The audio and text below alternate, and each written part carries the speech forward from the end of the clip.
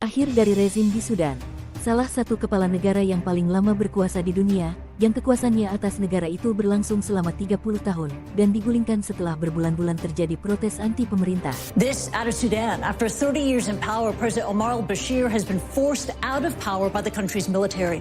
Presiden Omar al-Bashir terpaksa mundur dari jabatannya oleh kudeta militer, tetapi akhir dari pemerintahan Omar Hassan al-Bashir yang diambil alih oleh militer tidak cukup memuaskan para demonstran Sudan.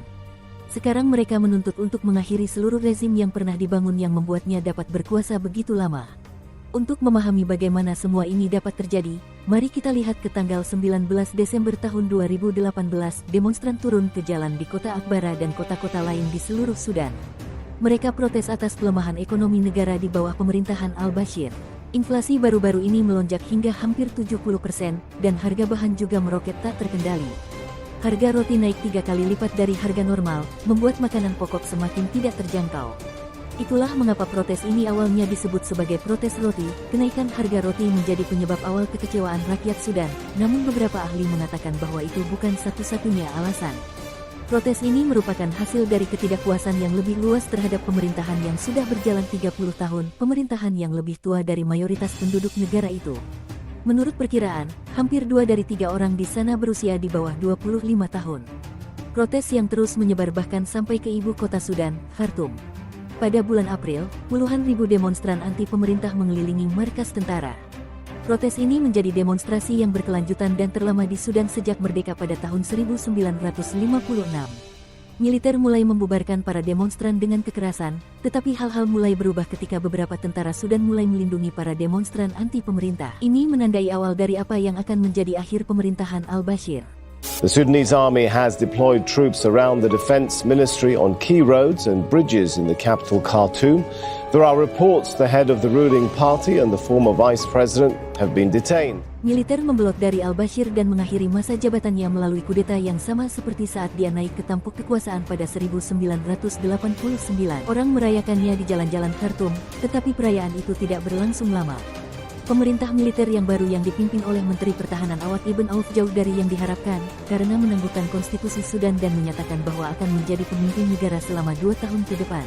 Kemudian militer akan menyerahkan kendali negara setelah pemilihan demokratis diadakan.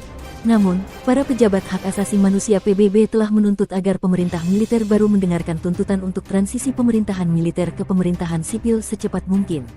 Pemerintah militer ini juga mengatakan bahwa mereka tidak akan mengekstradisi al-Bashir ke Pengadilan Pidana Internasional, di mana dia menghadapi tuduhan kejahatan perang dan kejahatan terhadap kemanusiaan.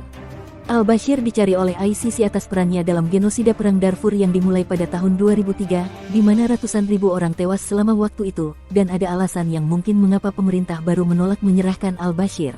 Beberapa pejabat militer yang naik ke kekuasaan setelah jatuhnya al-Bashir juga dituduh melakukan pelanggaran hak asasi manusia yang serius oleh Komisi Hak Asasi Manusia PBB. Salah satu alasan mengapa pengambil alihan pertama pada tanggal 11 April kemarin tidak diterima dengan baik adalah karena pemimpinnya, yang menyatakan dirinya sebagai pemimpin yang menunjuk dirinya sendiri, yang sebenarnya adalah orang yang bertanggung jawab atas operasi militer yang terjadi pada perang di Darfur, dan telah disanksi oleh Amerika Serikat pada tahun 2007. Dan para pengunjuk rasa tidak puas dengan solusi dari pemerintahan militer tersebut. Mereka mengatakan, kami tidak menginginkan hal yang sama. Sehingga, para pengunjuk rasa terus menuntut revolusi di jalanan Khartoum, menuntut kepemimpinan baru, dan dalam waktu 1 hari, rakyat Sudan menggulingkan Ibn Auf dari jabatannya. Awad Ibn Auf pun menyerahkan kekuasaan kepada seorang jenderal militer lain, yaitu Abdul Fattah al-Burhan, yang sampai saat ini masih menjadi pemimpin Sudan ini.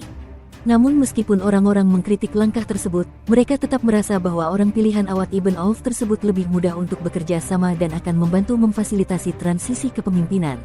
Akan tetapi, anggota Dewan Militer termasuk orang-orang yang bertanggung jawab atas tindakan kekerasan dan kejahatan, dan sebagian besar rakyat Sudan mengetahuinya.